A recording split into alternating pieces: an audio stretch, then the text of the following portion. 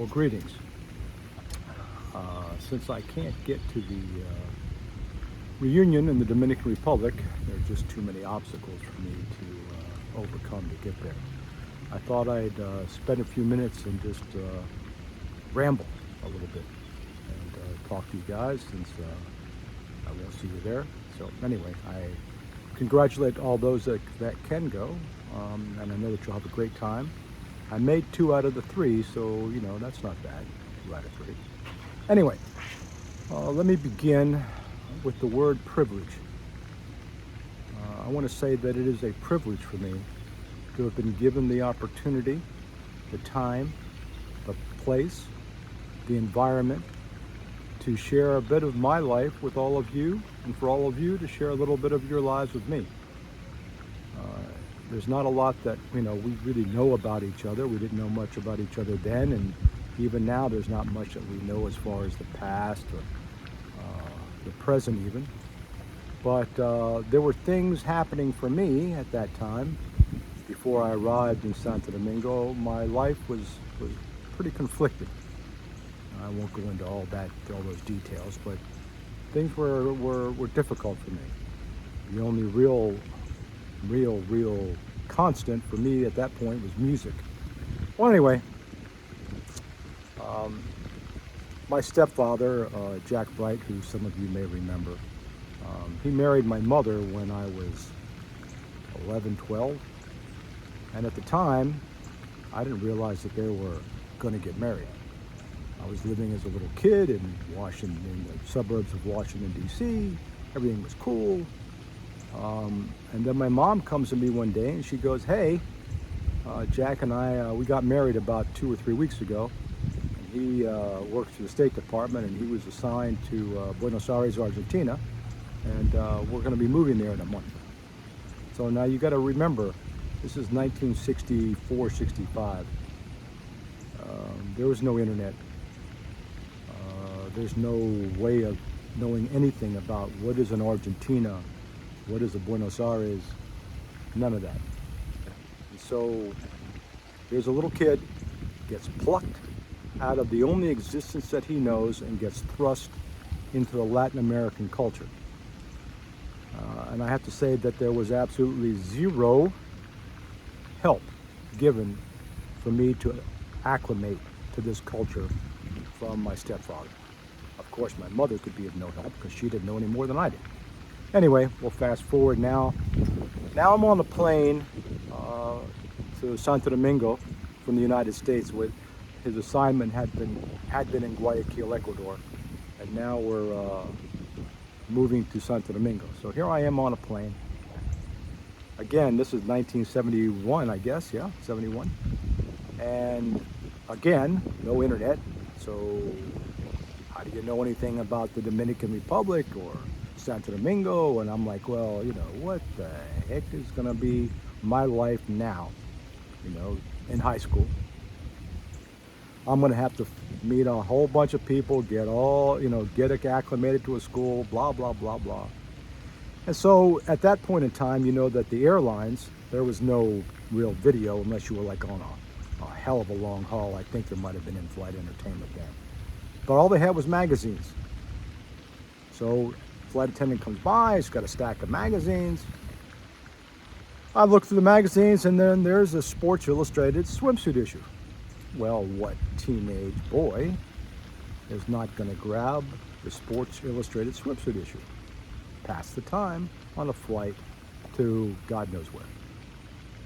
So I'm looking through this magazine and wouldn't you know it, the whole thing was shot at a brand new resort yet to be opened called Casa de Campo in La Romana, Dominican Republic. I'm like, whoa, look at this. This is a good sign. And in it, besides what you would figure, nice pictures, there was a very detailed description about the concept behind Casa de Campo, the golf course, and then there was a separate section dedicated to the colonial city and the Santo Domingo that was evolving with nightlife and restaurants and all that. I'm like, whoa, what a great education. So for the first time in a very long time, I had a little bit of hope. So we get dropped at the El Embajador Hotel. My mom and I go out to Carol Morgan to register me. And two things struck me at that point. The joyfulness and the kindness and the respect that the entire staff of the Carol Morgan School had. I was just floored. I was like, wow, these people, I mean, they're actually happy. And they are actually welcoming this strange kid into this environment. I thought it was pretty cool. And then I also noticed a whole lot of motorcycles and a whole bunch of cars. And I went, oh, I see. So people are driving here. Oh, this could be good. So, bing. Fast forward to the next day, I say, well, hey, how am I supposed to get to school? I figured they're going to have a cab, take me to Carol Morgan. Oh, no. You're taking a bus. And I'm like, oh, man, the bus? Well, I didn't know what to expect on the bus. I figured, since it was elementary school through 12th grade at Carol Morgan, there would be a mix of kids. Well, I get on the bus, and wouldn't you know it, there was nothing but elementary school kids on the bus. Well, first day of school, stranger in a strange land, you got to figure I'm the Duke of Depressed at the moment. So I get to school, go through a couple classes. I don't remember, there was a blur. But I remember there was a break. It might have been lunch. I don't know. But I went out to what I believe we used to call the quad, with a big tree like this behind me, sitting there, and everybody was kind of hanging out. There was a snack bar, and I believe Dorca was sort of like manning the snack bar at the time. And I'm just standing there looking around, going, well, what am I supposed to do now? And all of a sudden, out of nowhere, I feel this arm come across my back, across my shoulders, and I hear this voice says, hey, you're new here, aren't you? And I turn, and he says, hi, I'm Bill Sychek. I figured I'd welcome you here and say hello. And I said, hi, Bill, my name's Peter, blah, blah, blah, blah. He says, well, I'm sort of like the mayor around here, and I'd like to show you around. But first, let me buy you a hot dog. I went, all right. So Bill buys me a hot dog, and he says, well, here's this group, and there's that group, and there's that group. And little did I know that at that moment in time, my life was about to become transformed. That for the first time since that little kid was plucked out of the environment of Washington, D.C., that he found a home. That there was a group of people here that was a family. And every one of you treated me as a member of a family, just as I treated you like a member of the family. And we all, we were teenagers, of course. I like this, I like that, I don't like this, I don't like that, this one bugs me, this one doesn't. But when it was all said and done, we all supported each other. We all let each other be whoever we wanted to be, however we wanted to be, and we supported each other. And that, I'll never forget for the rest of my life. And that's what you guys are going to experience together again at this reunion, as we had the past other reunions. So thank you. Thank you for helping someone that before this happened, there was a lot of conflict going on in my life. And the other thing that happened to me there that really helped a lot was my radio show. That was a complete happenstance. When I was in Ecuador, that's a long story, but I'll keep it short by saying there was an employee at the embassy, or at the consulate actually, and he was a radio DJ. And he and I used to talk at the consulate about music, because I still have an extensive record collection. I mean, I don't have vinyl anymore, it's all digital, but and of course I had all the modern music. And as you well know, at that time, anything modern, it took 6 months to reach Latin America. So he was talking one day, and he said, look, man, I talked to my boss, and we want you to come over and do a radio show once a week with me. I said, dude, I don't speak Spanish. I mean, I speak Spanish, but I don't speak in the syncopated rhythm that you guys do, that, that bombastic tone, and the brrr, I can't do it. He says, oh, no. You'll tell me while the record's playing what you're going to say next. I'll say it, and then you say it in English. They want you to speak only in English and talk about the music, but just tell me ahead of time. And so we did that. It was a half an hour show once a week, and the boss went nuts. The phones wouldn't stop ringing. They loved it. They were like, oh my God, this is great. We're getting to learn English. I mean, this is wonderful. How did you ever think of this? Blah, blah, blah, blah. So when I was on that plane going from the States to the Dominican, that was one thing that I was going, man, I'm going to miss this.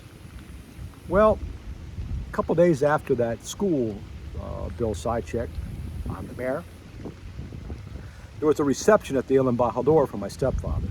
And, you know, I hated those things, right? Because who the fuck am I? I'm just some kid. Hey, meet this guy, just with lady, blah, blah, blah. I'm like, they don't care about me. They're here to meet him. They're here to meet that guy, talk to this, you know, do their thing. Why do I got to get stuck in the middle of this shit? Well, so I go around, I meet this guy named Jose Semurile. I said, well, Jose, how you doing? Blah, blah, blah. I said, what do you do? He says, well, I just bought a radio station, FM, here in Santo Domingo. I went, oh, really? And then I tell him the story that I just told you. And he sits and he thinks a minute. He goes, tell you what, how would you like to have your own show here? I went, come on, man. You gotta, don't play with me like that. He says, no, I don't have any music. I mean, I just bought this thing. There's no record library. You said you got a whole bunch of music. I said, yeah. He said, well, I'll tell you what, you can come do whatever you want, 2 hours a night. I said, dude, I got school. He says, well, we'll make it 6 to 8 p.m. How does that? I went, all right. And then the wheels start turning in my head. I'm going, oh, so now I've got to get to this radio station, but I don't have any wheels. But there were motorcycles at that school. I bet you I could talk the parents into getting me a motorcycle so I can go to the radio station, because they ain't gonna fucking take me to the radio station. And nor am I they're gonna sit there, oh, take the bus, because that would take hours. So I said, you got it. And I don't remember when we figured we were gonna start. I said, but hey, Jose, I can't do it in Spanish. I'm gonna need somebody there, to translate. He says, oh, no. I like the idea of English only. Nobody else is doing it here. You're just speaking English. All you got to do is say the radio call sign every 15 minutes a time or whatever the hell it was, and you're good to go. Well, that to me was a way for me to communicate to everyone. Communicate to any of you that listened, but to communicate to the whole city. I had no plan. Every day that I went into that show, every day that I went in the studio to do a show, I didn't think, oh, I'm going to play this today, I'm going to play that today. It all evolved depending on sort of what happened that day to me, or what I was feeling or what I was thinking. So that was a real positive for me, and it really hurt me to leave that. I know that Ricardo took over, but it really hurt me to leave that when I did leave, to come back to the States. But those two events basically solidified my life, and I want to thank all of you that helped me along the way. And to those of you that maybe think I didn't pay attention to you, maybe I didn't, but in a roundabout way, something happened between us that affected me in a positive way. And even if it was a negative, this is sounding crazy, even though if it was a negative, it was a positive in some way or another, because your mind, right? Your mind is only a receptacle. It's just a big, glorified, marvelous hard drive that you have software to access your memories, and some memories are sitting there, and the mind will access it. You might not be conscious of it, but the mind might access it. So I just want to thank you all for being so kind to me. And I hope, who knows, if you're ever in the States, you ever want to chat, you ever want to call, well, just shoot me an email. And I'm available 24/7. No problem. So have a good time, y'all. And until we meet again, as who was it? Roy Rogers, happy trails to you.